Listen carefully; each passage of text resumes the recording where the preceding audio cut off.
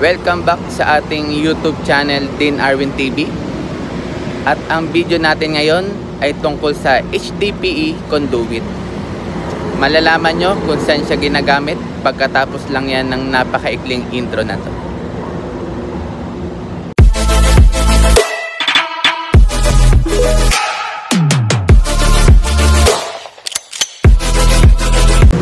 Kung makikita nyo, danger, electrical equipment, authorized personnel only. Pero tayo, dahil nga electrical tayo at safety officer tayo ng pinapasukan nating company, authorized tayo pumasok dito. At ipapakita ko naman sa inyo kung saan nagmula o saan nag-start ang ating HDPE conduit.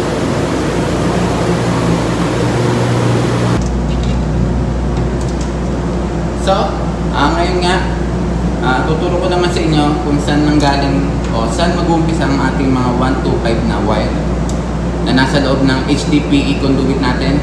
So, nandito nga siya. Dito siya magmumula sa transformer. Yan. Kung nakita nyo, RYB at syempre nandyan ang ground. At dito nga, mag-uumpisa ang ating mga 125 na wire. Nakita nyo, dyan nga dumaan, dyan lumusot ang ating mga 125 na wire.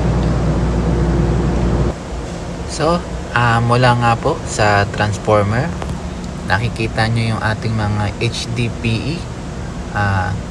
Kada isang HDPE conduit po natin ay mayroong RYB. Yan po yung red, yellow, blue. Ang sukat nga po pala ng wire natin ay 125 mm. So, yan nga po. Kung titingnan nyo, nakasuklay na po yan. Ang tawag po dyan, suklay sa pag-aayos ng wire. So, dyan po yan nag-start. Ngayon, lumusot po yan dito sa ilalim.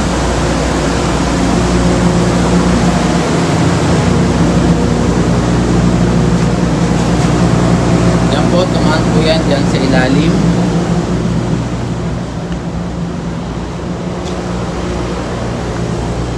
Dito po yan hanggang lumabas po siya dito.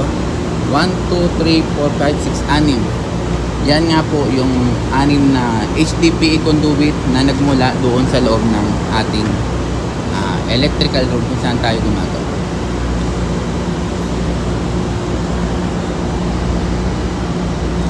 So mamaya naman sasabihin ko sa inyo bakit HDPE conduit ang ginamit natin samantalang meron namang mga ibang klaseng pwedeng gamitin. So papaliwanag ko sa inyo yan ng simpleng paliwanag lang. So tingnan nyo lang po maya. So guys, simula nga dun sa loob, dumiretso dito sa ilalim na yan ang ating mga HDPE conduit.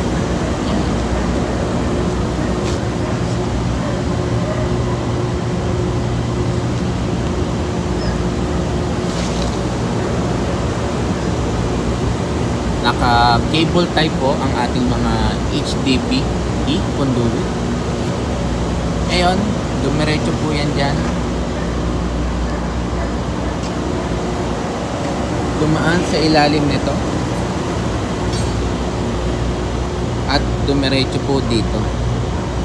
Kung mapapansin nyo, meron po tayong mga support. Yan. 1 meter po ang distansya ng ating mga support. At kung mapapansin nyo, meron pa rin yung mga cable. Ngayon, dediretso po yan dyan sa substation. Yan po ang tinatawag na substation.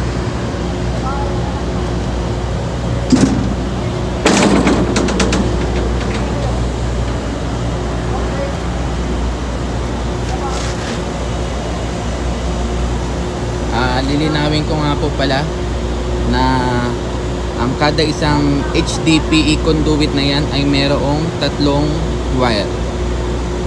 125 mm ang kapal ng wire na yan. At meron siyang color coding na RYB, red, yellow, blue.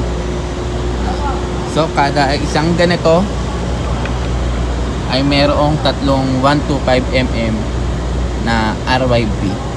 Ngayon kung napapansin nyo, merong mga wire dyan sa ilalim. Mga nasa ilalim. Yan po, hindi po kami ang gumawa niyan. Ito po ang gawa namin. Itong HDPE conduit. At itong mga support niya.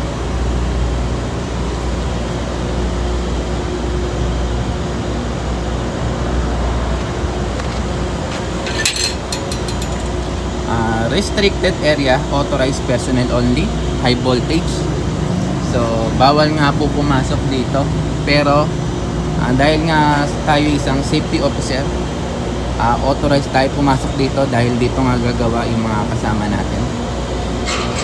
So kung nakita nyo, may mga pasobrang wire tayo dyan.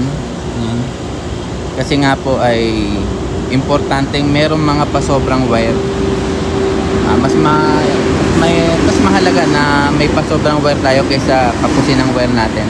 Kung nakikita nyo, meron nga yung red, yellow, blue, RYB po ang tawag dyan. Yan ang color coding na ginamit. So papasok po dito ang ating mga wire.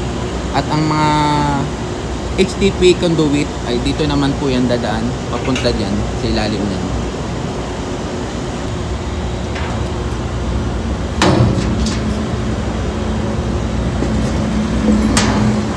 So, ito nga.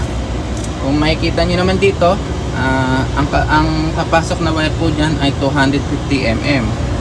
So, dito naman po sa ibaba, kung nakikita nyo, mas maliliit ang mga butas. 125 naman po ang mga papasok na wire dyan. Yung mga wire nga po nitong nasa loob ni HDPE conduit, dito po yan lulusot sa ilalim. Diyan po yan lulusot sa ilalim at papasok siya dito.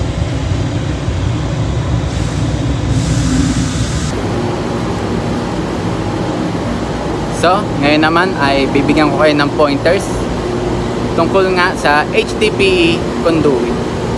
Unang-una, maganda gamitin ng HDPE lalo na pag long length ang tatakbuhin ng wire natin.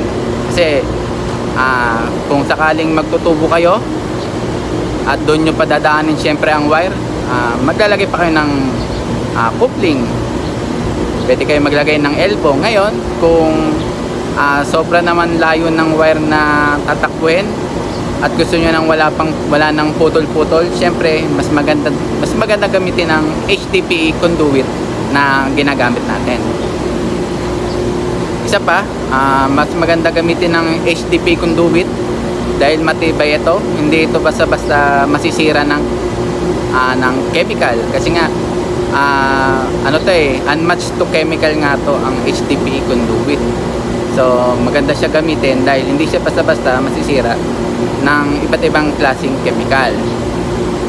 Ngayon, isa pa, less joint ang HDPE conduit na to, kasi kung sakaling may likuan ng mga wire mo, hindi ka nagagamit ng elbow dahil ang elbow nga ay ginagamit sa mga tubo. Ngayon, pag ang gamit mo ay ang HDPE conduit, hindi ka nagagamit ng kasi flexible to. So pag liniko mo yan, sasama na ang wire. Isa pa, sobrang tibay nga ng ating HDPE conduit, kaya ito yung talagang standard na ginagamit, lalo na kung ang dadaanan nito ay kagaya nyo sa ginagawa natin na sa ilalim siya dumadaan. Paglilinaw ko lang din na iba't ibang klase nga po pala ang HDPE. Ngayon meron hong HDPE na pang tubig at sa electrical naman na gamit natin. Meron pa po ibang klaseng HDPE conduit na iba naman ang itsura. Pero kung ako ang tatanungin nyo, kagaya nga ng ginamit namin, maganda nga itong HDPE conduit. Mas safe ang mga wire natin.